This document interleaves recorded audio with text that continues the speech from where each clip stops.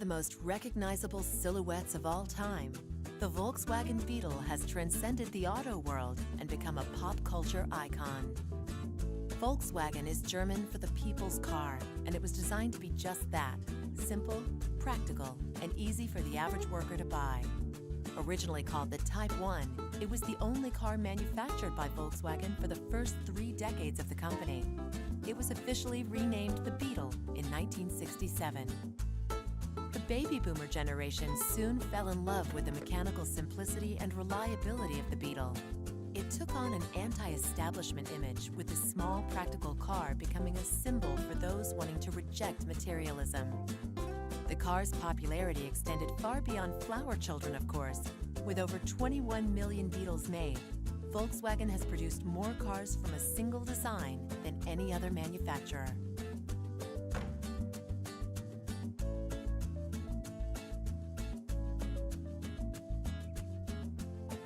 How's it going, YouTubers? Cornwolf here, back with another Froza 5 build and tune for you all. This time it's the Volkswagen Beetle, as you've just seen. This is actually a request that I've had from one of my YouTube subscribers called Michael Carlson. I'm not sure what your gamer tag is, but basically he contacted me just to say that he's trying to get into tuning, having a little bit of problems with the Volkswagen Beetle, and he wanted a D-class tune for it just to see how it gets on. So I've done the request, and AXT Tempest as always has done me a fantastic paint job on here, and he's also got Carlson on here, so your name's on this one. If you just search for I think it's VW Beetle in the description, or just search for AXT Tempest in the creator bit, and that's on there, and he's gone for a bit of a like a hippie surfer kind of look, and another loot crate livery on here, and you've got a few of the older Goodyear and thing liveries on there, but yeah, really good paint job, and it's got my name on that. I don't know if there's anything on the roof. Loot crate logo. So what we'll do is we will back out of here and go into the tune.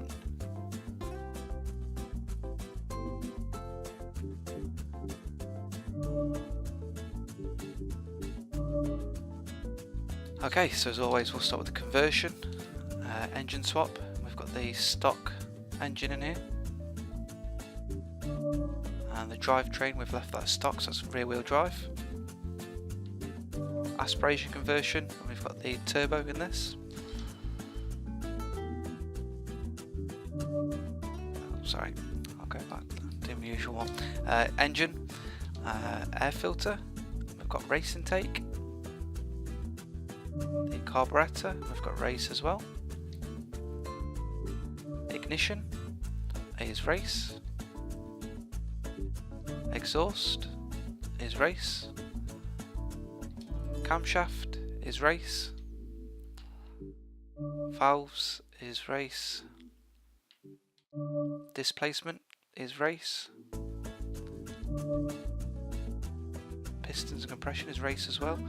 So with this engine, the initial engine being in this being very low, you can pretty much bang everything on this and max it out.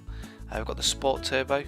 The race turbo just took us slightly over. So we've got the sport one on there. Intercooler is nothing as well, and it'll be the same for the oil and cooling. And the flywheel, can't remember if I put one on. That's stock as well. Platform and handling. The brakes, we've got race. Springs and dampeners are race. Front anti-roll bars are race. Rear anti-roll bars are race. The roll cage is stock, so no roll cage in that. And weight reduction, we've got full weight reduction. Drivetrain, the clutch will be stock. Transmission is race. Driveline is race, and the differential is races also. Tyres and rims, the compound, we've just left that as stock. In the lower class cars, you don't really need to upgrade the tyres too much. Sometimes you can put a street compound on there, but It takes away that nice little white edge, and you don't really need it. This car handles pretty well, it's quite grippy. Front tyre width, we've gone for the second one in, so that's 185 55 R17s in the front, and in the rear one up again, so that's 185 55 R17. The rims we have changed, so just go back out of there. So we've got the sport rims, and we've got the Kyongi and the Britolite, I think that is. So I think you had quite a wide choice of ones you want, but I went with them ones because they look pretty cool. The rim size, we've gone a couple up. So we've got the second one in, which will be the 16s. It was just to add a bit more PI, and also you get that turning in. And the same again for the rears. And aero, I've got the front spoiler on there, and the rear Froza wing. And on the rear, I think we've got they've got the second VW one, which removes the chrome. And if I just go back apart, just quickly go through the stats on the right from doing that.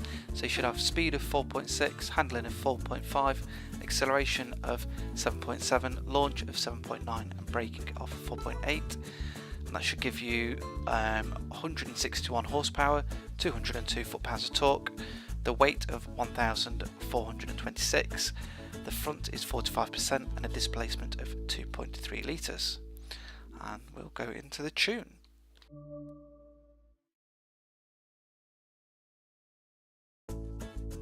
So the tyres, we've got 28.0 in the front and rear.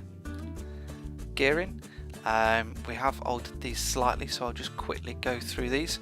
So we've got 4.20 for the final drive, first gear 2.31, second gear 1.69, third gear 1.34, fourth gear 1.11, fifth gear 0.92, and sixth gear 0.77. Probably you want to pause that. I'm also posting these on my Patreon site as well, so you can just check that out and just get the description if you want. And obviously you might want to change the final drive. I tuned this car on Catalonia National, and it doesn't quite top out in 6th gear for that, so it does give you a bit of space for the slightly longer straights, but that's there for you. Alignment, camber in the front we've got -0.0 and 1.0, sorry, and in the rear we've got -1.2. The toe in the front we've got 0.1, and in the rear we've got -0.2, and the caster angle is 5.7. Anti-roll bars, we've got 15.09 in the front, and in the rear we've got 11.26. Springs, we've got 293.7 in the front and 269.9 in the rear. Ride height is all the way down to the deck at 5.3 and 6.6. It's quite a high sitting car, this one, so you can afford to soften the springs up quite a bit without touching any of the road. Dampening, the rebound stiffness at the front is 10.0 and the rear is 9.6. Bump stiffness, the front we've got 3.4 and at the rear we've got 3.0. Aero, we've maxed that out.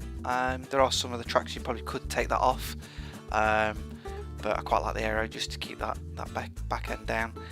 This car is pretty quick. It's good in the lobbies, but also good for some leaderboards as well, so you'll have to see what you guys think. So you might want to just alter that, but it looks good with the aero on it.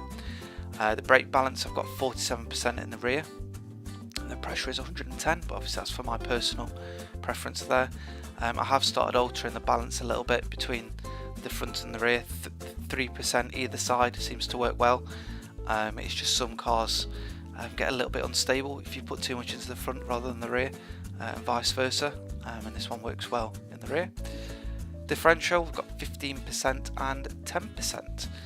And just a quick look at the stats on the left, so that should give you 0 to 60 in 5.497, 0 to 100 in 13.733, top speed of 123.1 miles per hour, and then you've got your braking distance and lateral G's down the left there. So I hope this answers any questions for the YouTuber Michael that requested this. It's pretty easy car to tune, but obviously if you're new to it, there are a few things that, like with the differential and maybe banging that aero on, just to keep it stabilised. If anybody else has got any other requests, please do bang a comment below, drop me a message, either on here or on my Facebook. Yeah, I've got a Facebook page, but also on Xbox Live. Don't forget to do all those other wonderful things. I've got a few more videos coming this week. Hope you enjoy, and can't wait for E3.